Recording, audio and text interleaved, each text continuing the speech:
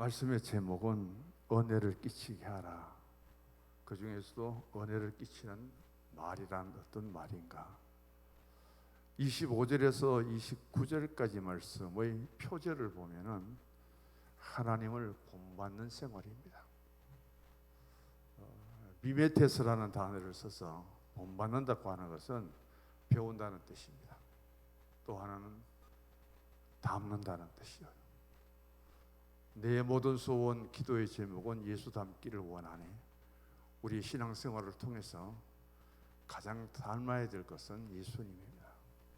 예수님의 인격도, 예수님의 신앙도, 예수님의 생활도 우리가 닮아야 되겠죠.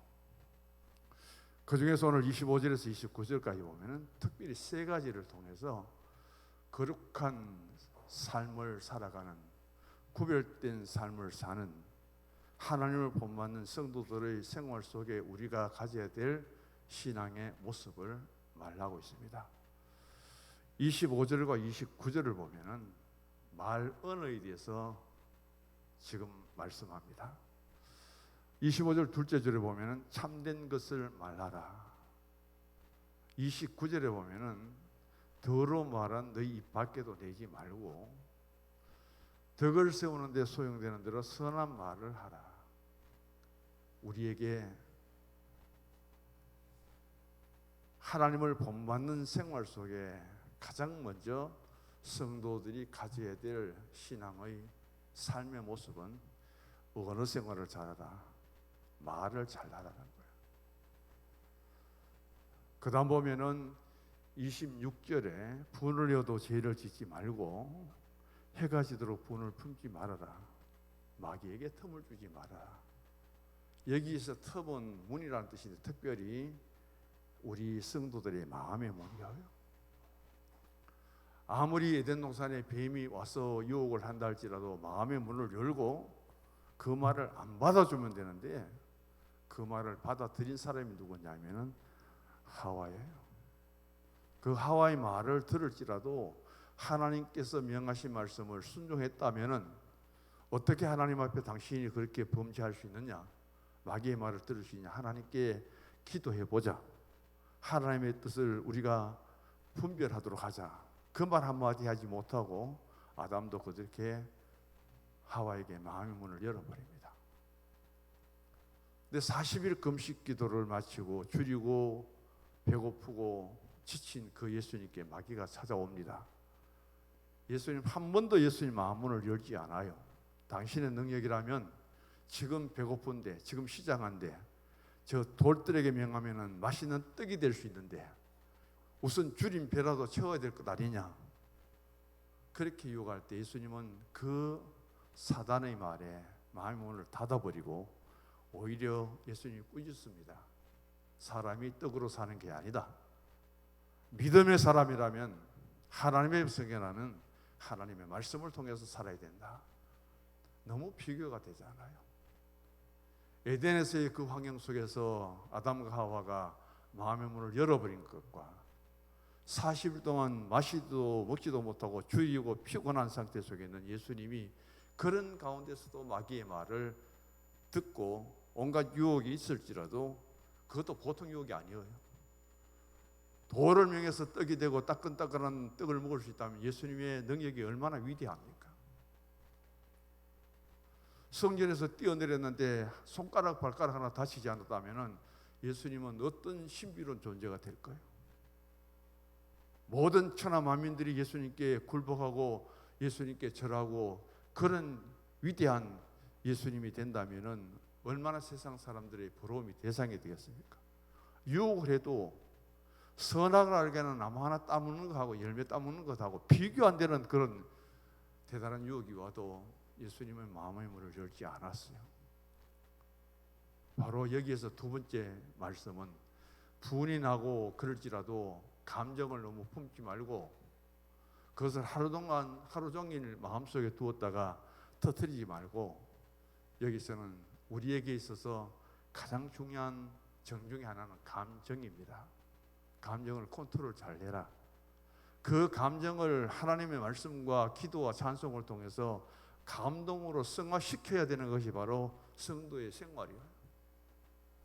그래서 내 마음에 감동이 일어나면은, 성령으로 감동을 받게 되면은 우리는 내 힘으로 하는 것이 아니라 내게 능력 주시는 하나님 안에서 그 일을 할 수 있기 때문입니다. 그래서 첫 번째 은혜 생활을 잘해야 되고, 두 번째는 자기 감정 컨트롤을 잘해야 되고, 그 다음 오늘 세 번째 보면은 29절입니다. 덕을 세우는데 우리가 소용되는 대로 선한 말을 하고, 28절에 보면은 바로 도둑질 하는 자 도둑질 하지 말고, 그 다음 가난한 자에게 구제하도록 자기 손으로 무슨 일을 해야 되느냐? 선한 일을 하라. 예수 믿고 구원받았고 예수 믿고 의롭게 되었다면은 행동으로 하여금, 행위로 하여금 선한 일을 할 수 있어야 된다는 것을 오늘 전제하고 있습니다. 그래서 우리는 선한 일을 하는 사람이 선한 사람입니다. 그리고 그 선한 사람을 통해서 말로 나타나는 것은 선한 말이 될 수 있습니다. 선한 마음을 가졌기 때문에 선한 행동이 나올 수가 있습니다. 사람은 마음가짐에 따라 달라요.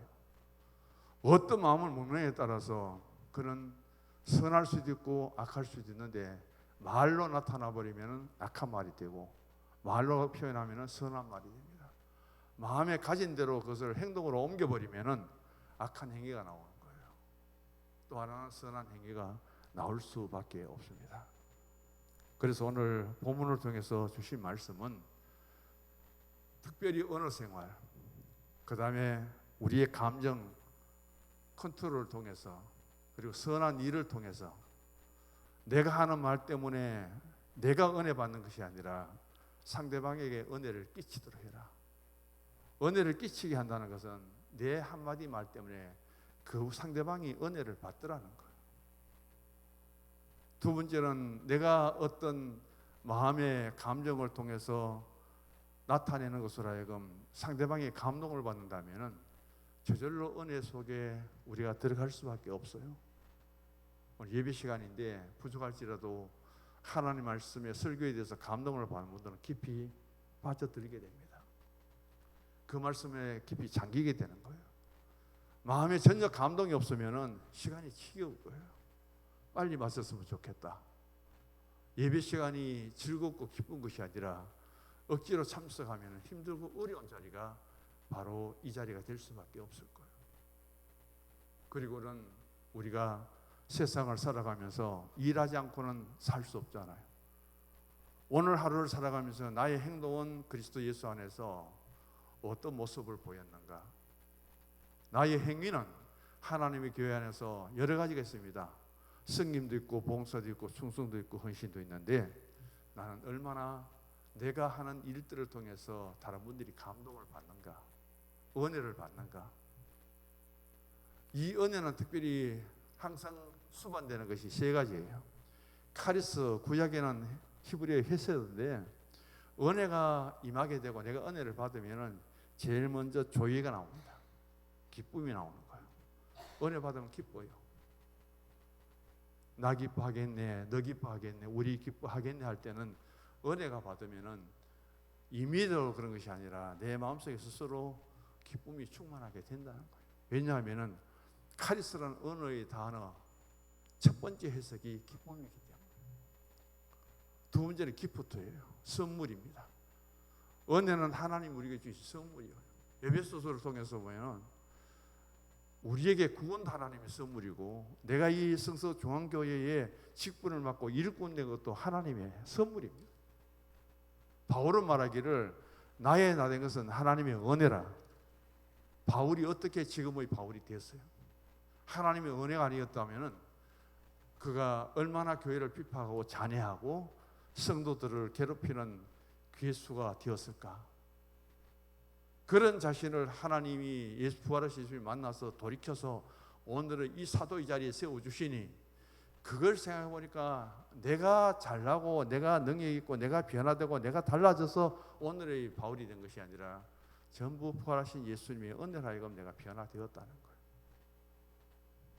그리고 은혜 받은 사람에게는 우리가 이끌리게 됩니다. 똑같은 자리에서 똑같이 예배를 드리고 성도의 신앙에서 은혜 받은 사람들의 모습이, 그 삶이 내게 다가올 때, 나도 저런 은혜를 받았으면, 내게도 신앙 속에 은혜를 받아 저런 기쁨으로 신앙생활할 수 있다면, 선물 받으면 감사가 넘칠 수밖에 없지요. 불평 원망이 많은 세상 속에 그럼에도 주님 앞에 나와서는 하나님께 감사할 수밖에 없잖아요. 교회에 매이고 주님께 매이고 그런 모습들이 바로 은혜예요.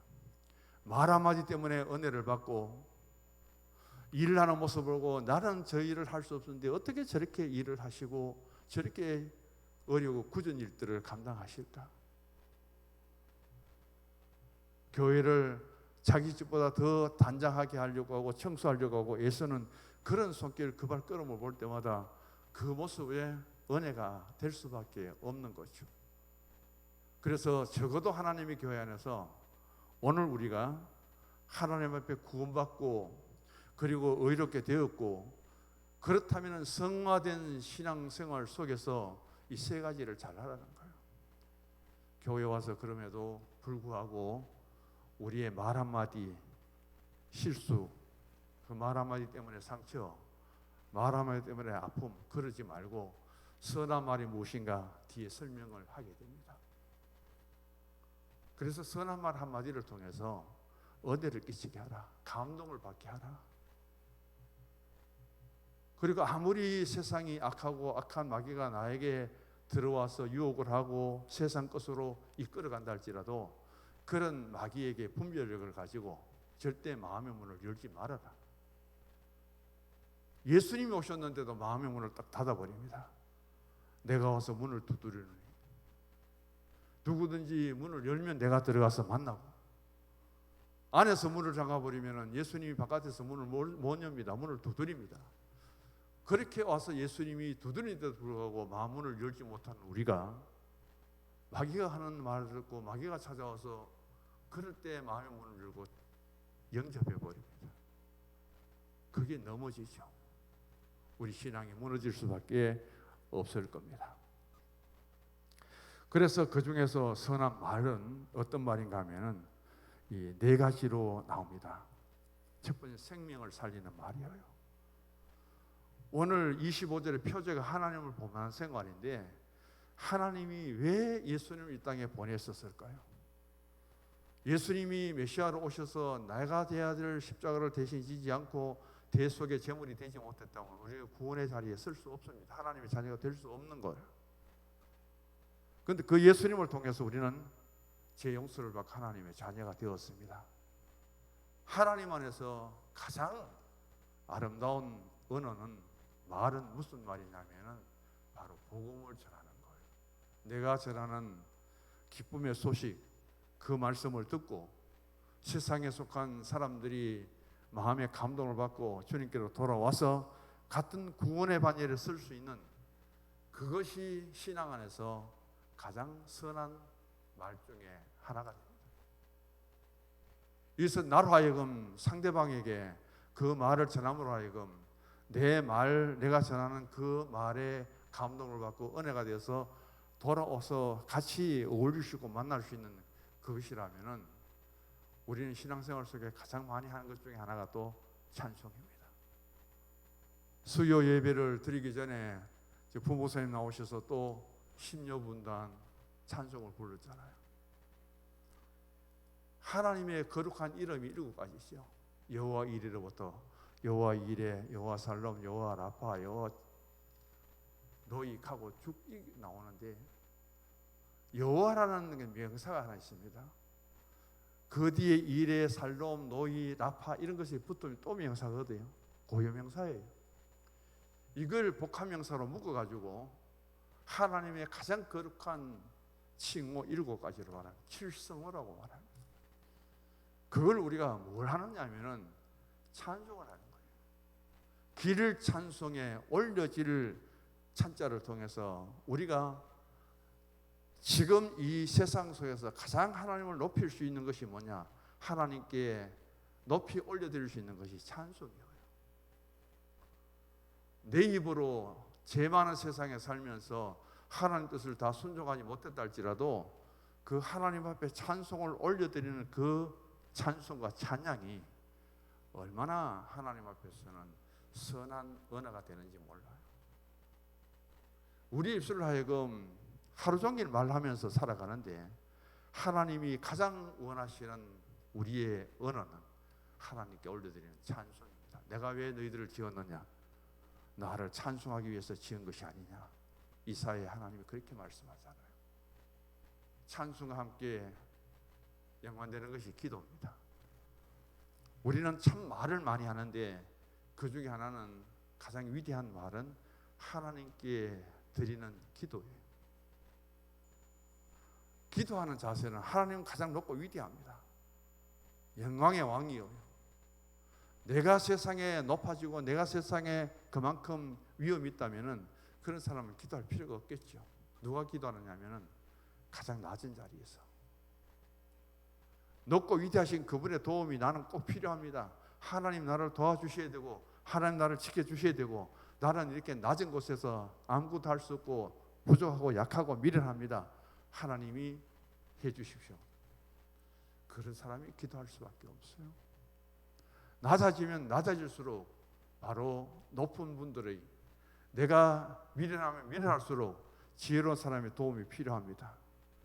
내가 가난하면 가난할수록 물질적인 부를 가진 사람의 도움을 받아야 됩니다. 그래서 기도라는 것은 가장 높고 위대하신 하나님 앞에 가장 낮은 자리에서 그 하나님의 도움을 받고자 구하는 것이 기도예요. 많은 말들 중에 기도가 그만큼 소중하다는 것을 우리가 또 깨달아야 됩니다.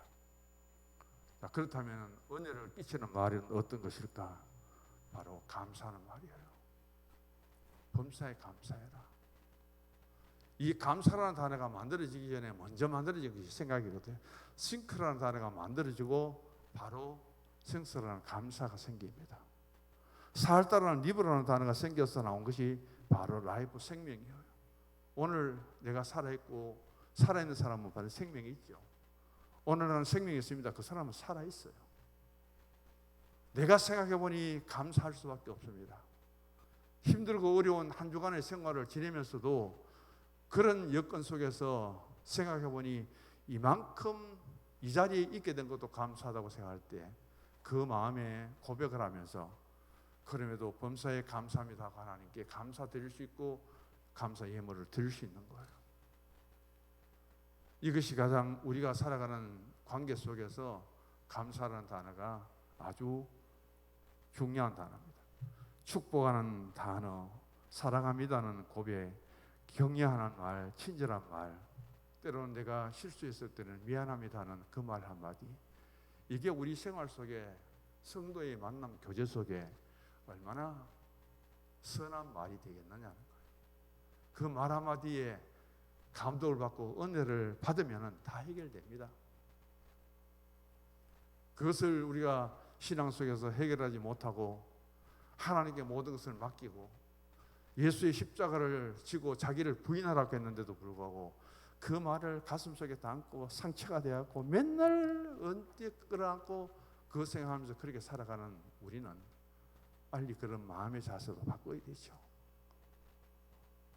오늘 우리같이 좁은 마음 같으면 예수님이 어떻게 살았겠습니까? 가장 어려운 환경 속에 어떻게 신앙을 지키고 교회를 지킬 수 있었겠습니까? 바로 이런 것들을 통해서 우리는 많은 것들을 선한 은혜와 선한 말을 통해서 내 자신을 한번 돌아볼 수 있는 기회가 되어지지 않을까 생각합니다. 벤자민 블룸이라는 사람은 크게 우리 사람들의 환경을 둘러납니다. 하나는 물질 환경이에요. 다른 하나는 바로 언어 환경입니다. 그런데 블룸이라는 이 사람이 벤자민이 말하기를 교회라는 신앙생활의 테두리 안에서 공동체생활 속에서 물질적인 환경을 통해서 크게 싸우는 일이 없다는 거예요. 우리 교회가 너무 약하기 때문에, 우리 교회 재정이 너무 없기 때문에, 우리 교회는 가난한 사람이 많기 때문에 그것 때문에 교회가 논쟁을 벌이고 싸우고 그런 일들은 별로 없다는 거예요. 뭐 때문에 싸우느냐? 전부 말 때문에 싸우는 거예요. 교회는 왜 그렇게 회의가 또 많습니까? 은혜롭게 아멘하고 기도로 끝나고 합시다 하고 하면 된다고 일치를 이루면 되는데 참 말이 많잖아요. 회의가 많아도 문제 해결도 잘 안 되고 회의 10번, 100번 해도 시끄러울 때가 많고 바로 이런 것들을 통해서 하나님의 교회 공동체 안에서 그 교회가 물질적인 문제 때문에 크게 다투고 분열되고 이런 경우가 잘 없다는 거예요. 그러나 말 때문에 싸움이 시작되어 갖고 그게 확산될 때 교회는 분열되고 갈등을 겪고 치유가 잘 안 된다. 그래서 이런 상처는 엑스레이를 찍어도 안 나오고 약을 먹어도 낫지 않고 주사를 맞아도 의사 진료를 받아도 못 고친다는 거예요. 마음의 상처의 병은 어떤 치료 방법이 없다는 겁니다.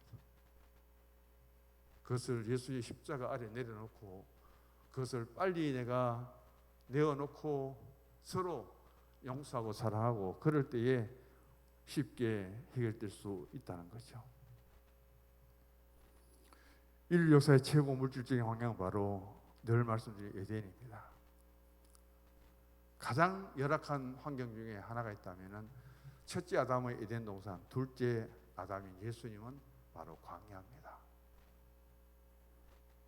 이렇게 아름다운 물질 환경에 갖추어진 에덴에서 어느 환경은 어떨까? 세상에 아무리 낙원이라 할지라도 가장 살기 좋은 나라를 할지라도 에덴 동산만큼 좋은 환경은 아닐 거예요. 저는 세계 10대 10개 나라가 살기 좋은 나라로 선정되는 것을 많이 보게 되는데 제가 놀랐어요. 10번째가 베트남이더라고요. 1번, 2번이 파라과이, 에콰도르, 남미적이더라고요. 치안도 되지 않고요. 마약과 깡패들 때문에 얼마나 불안한지 몰라요. 근데 그런 나라들이 살기 좋은 나라로 1번, 2번이 들어갑니다. 에콰도르가 1번이에요. 니카라과가 2번이에요. 미국, 영국, 독일, 한국은 아예 근처 들어가지도 못하더라고요. 살기 좋은 나라로. 누가 그것을 받아들일까? 누가 평가를 해서 에콰도르, 니카라과 같은 나라가 살기 좋은 나라로 1, 2위에 올라가 있을까? 저는 이해 안 돼요. 그 나라 가보진 않았는데. 국민 소득이든지 문화생활 수준을 보면은 형편없는 나라 아닙니까? 그런 것을 통해서 오늘 우리가 알아야 될 것은 환경이 좋다고 돈 많다고 큰 나라라고 잘 사는 나라가 아니구나. 살기 좋은 나라가 아니구나. 그런 생각을 가져봅니다. 좋은 곳에 살아도 가장 중요한 것은 환경이 물질적인 것이 중요한 게 아니라 바로 어느 마을의 환경이 좋아야 된다는 거예요.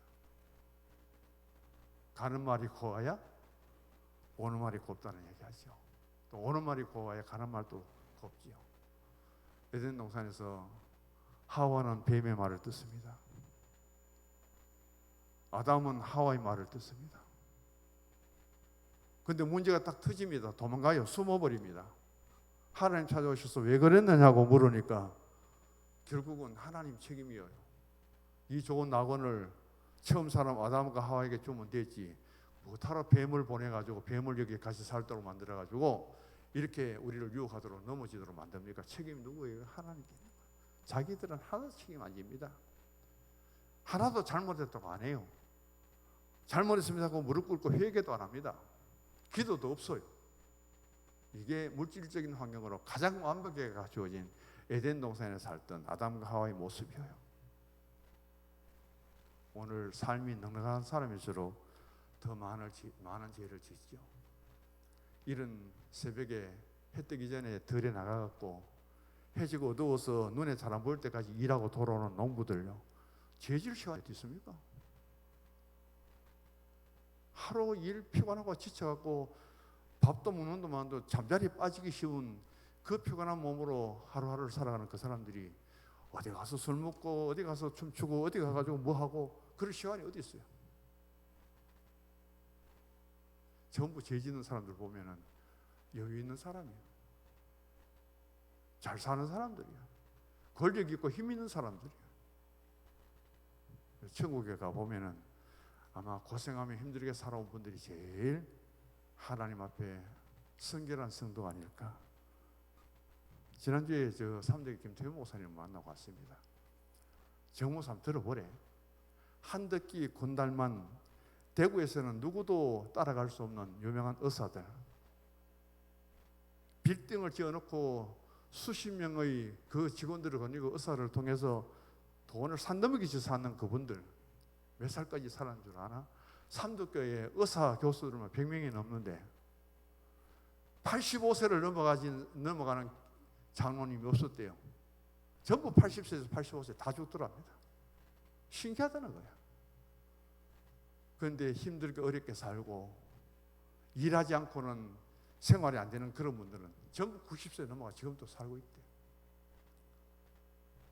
그래서 세상에서 잘 사는 것만이, 세상에서 명예를 가지고 세상에서 똑똑한 것만이 최고가 아니라는 것을 이제 목회를 하면서 그 성도들의 삶의 마지막을 보니까 내가 절실히 느낀다. 기회가 있으면 노후 생활을 어떻게 할 것인가, 그것을 한번 내가 목사들을 모아놓고 설명하고 싶다. 그런 이야기를 듣고 왔습니다. 우리는 살아가는 삶 속에 참 만나서 대화를 해보면 잘 통하는 사람이 있어요. 말이 잘 통해요. 그런데 뭔가 이끌려서 좋아 보여도 이야기를 해보면 몇 마디 안 하면 단절돼요. 더 이상 이어지지는 못합니다. 거기에 문제가 누구에게 있는가를 생각해 보시고, 이 말에 대해서 언어학자들은 세 가지를 설명합니다. 하나는 인식적인 기능이라는 거예요. 가장 한 가지 예를 든다면 학교에 교과서가 다 나와요. 편찬된 책들을 앞에 두고 성경도 다 나와 있잖아요. 찬송가도 다 있잖아요. 근데 내가 성경 보면 돼요. 내가 찬송 부르면 돼요. 그런데 왜 설교를 들어야 되고 왜 이런 시간에 우리가 많은 시간을 들여야 되는가? 이 언어가 아니면 가르칠 수 없어요. 배울 수가 없잖아요. 오늘 제가 똑같은 본문을 읽고 설교를 하면서도 계속해서 언어로 말로 하여금 설교하잖아요. 만약에 우리가 언어에 있어서 인식적인 기능이 없다면 이 성경 책만 보면 되는 거예요. 찬송만 보면 되는 거예요. 왜 말이 필요하냐? 모든 것이 갖추어져 있어도 그 말 때문에 배우기 때문에, 그 말 때문에 가르치기 때문에, 이게 가장 언어 생활 속에 말을 통해서 주신 순기능의 1번이라는 겁니다. 두 번째는 표현의 기능을 갖고 있다고 말하죠.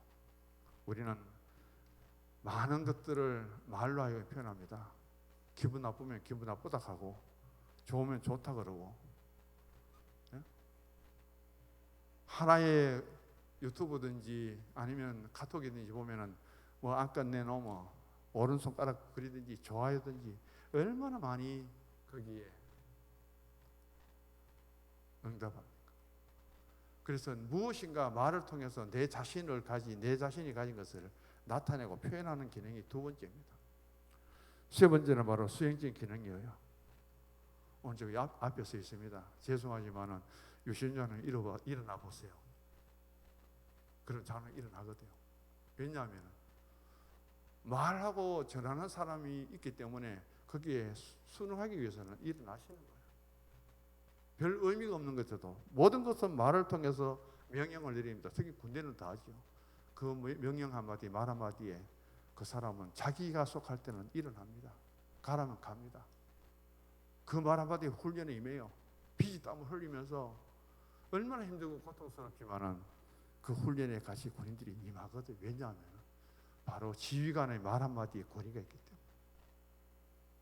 지휘관의 말 한마디에 그들은 전부 순종하고 그렇게 훈련에 임하는 것을 보게 됩니다. 데이라는 사람은 새 황금문이라는 제목의 수필을 썼습니다. 새 황금문이라는 수필을 썼는데, 내가 말할 때 꼭 세 가지 황금문을 거치는 사람들은 참 언어 생활에 대단히 덕을 세우는 사람입니다.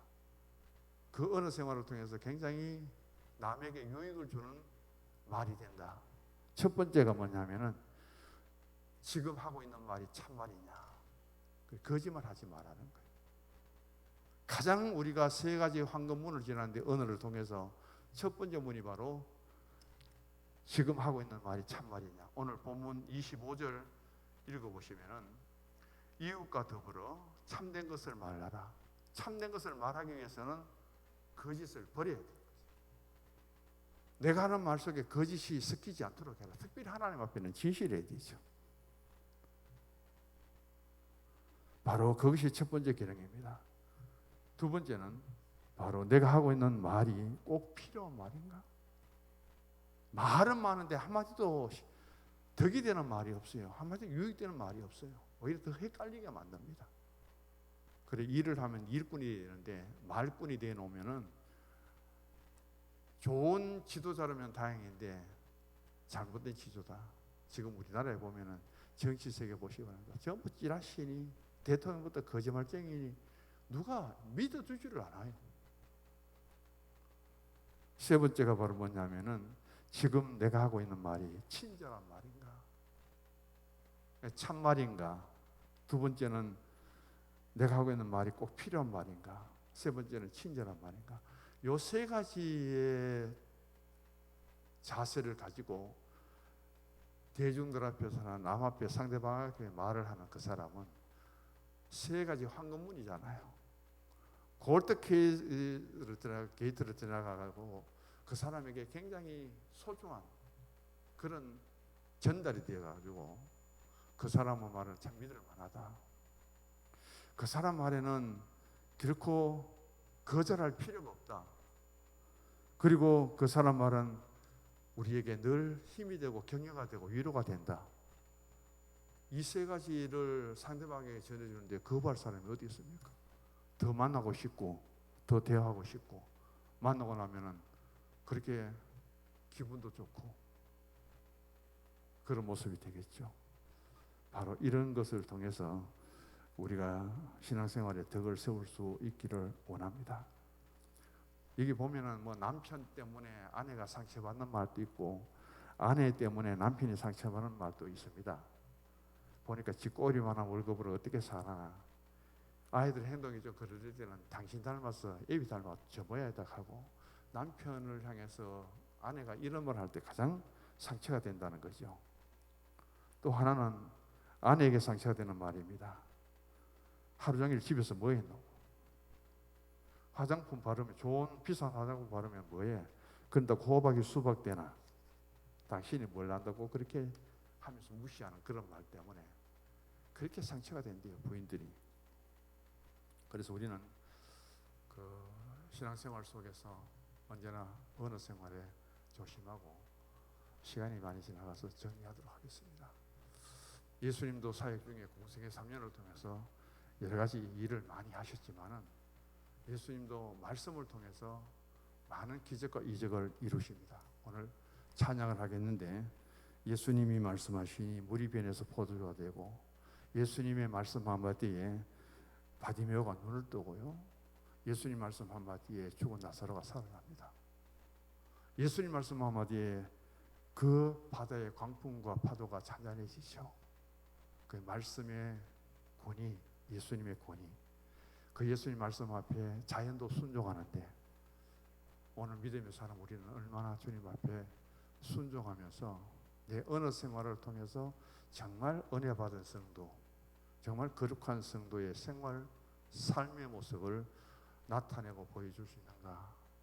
그것에 대한 하나님 말씀 다시 한번 바라보시고 우리가 언제까지 이 땅에서 같은 교회 공동체 속에 함께 섬기겠습니까? 내가 섬기는 그동안 내가 속한 이 교회 공동체 속에 오늘 말과 감정과 행위를 통해서 모든 성도들에게 교회의 은혜를 끼칠 수 있는 그런 우리 성도님들이 되셔서 크지 않는 교회지만은 이 교회 생활이 즐겁고 서로 힘이 될 수 있는 와서 은혜를 받고 감사한 마음으로 돌아갈 수 있는 그리고 기쁨으로 다시금 만날 수 있는 그런 기대를 가지고 교회 생활할 수 있는 우리 성도님들이 될 수 있기를 주의 이름으로 간절히 바랍니다. 기도하십시다. 하나님